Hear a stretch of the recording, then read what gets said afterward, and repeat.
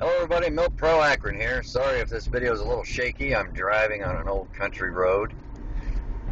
But since I've been doing so much driving today, I had the chance to listen to the Rush Limbaugh show. I don't listen to his show very often, not because I don't approve of what he says, but because I just don't get the opportunity. I happen to work for a living, and I don't get a chance to sit around listening to the radio all day. But today's show had an interesting topic during part of it. During this last hour, actually. They took the speeches of Jimmy Carter from August of 1980 when he was running for re-election and compared it directly against Barack Obama's speech from the Democratic National Convention this week.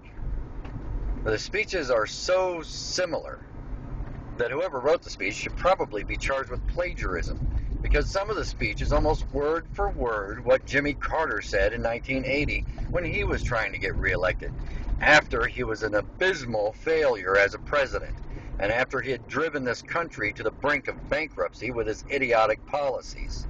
I don't know if you remember Jimmy Carter, but there was double-digit inflation, double-digit interest rates, double-digit unemployment, gas lines, a government-manufactured gas shortage, and an image around the world of the United States of a weak and pathetic nation because we refused to act when we were spit on by the rest of the world, the Arab world, the Muslim world, as a matter of fact.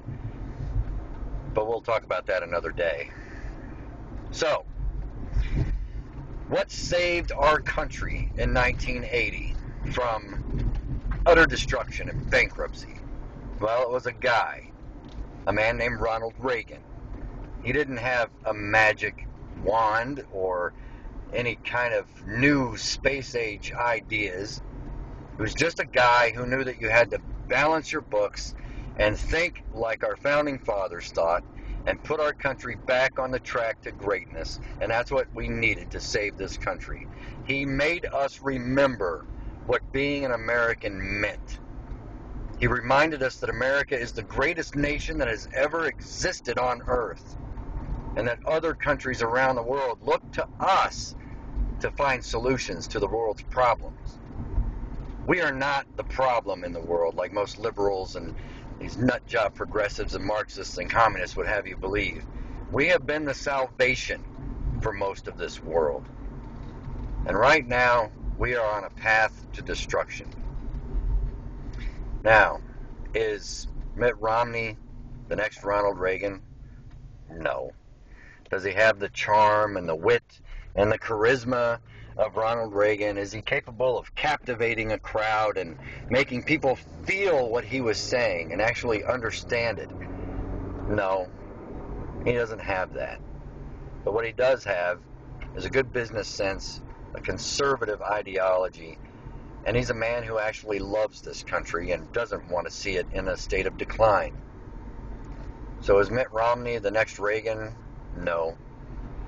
But he's a damn sight better than Jimmy Carter Take Two. So go out and vote.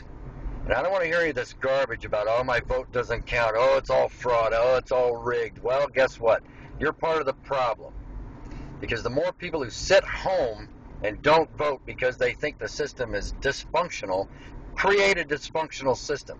Because yes, there's going to be some voter fraud. There always is, and it's always Democrats doing it. There will be dead people in Chicago voting, dead people in New Jersey voting. There will be ballots all of a sudden found in the trunk of someone's car in Minnesota. There is going to be fraud. They're going to try to steal the election just like they do every 4 years. But guess what? No amount of fraud, no amount of thievery could have prevented Ronald Reagan from winning that election in 1980. You know why? Because the people who loved this country and wanted to put it back on the path to greatness showed up at the polls in record-setting numbers and voted for this man who could captivate that audience and who talked about how great America once was and how it could once again be that great shining city on a hill, as Bush Sr. used to say.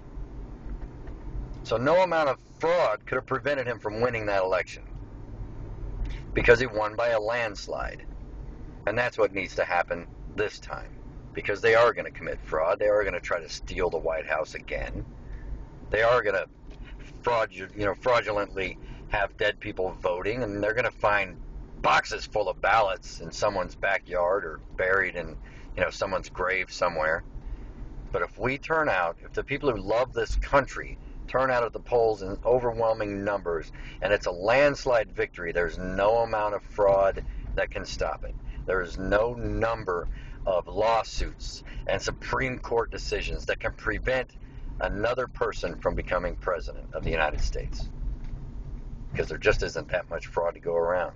So if you're going to sit on your ass and sit at home and not participate in this system because you think it's broken, guess what? It is broken, and it's your fault. So get off your fat ass and go to the polls this time and vote. And vote for someone who actually plans to do something good for America. This is MilPro Akron. Until next time, train safe, train hard, and stay alive.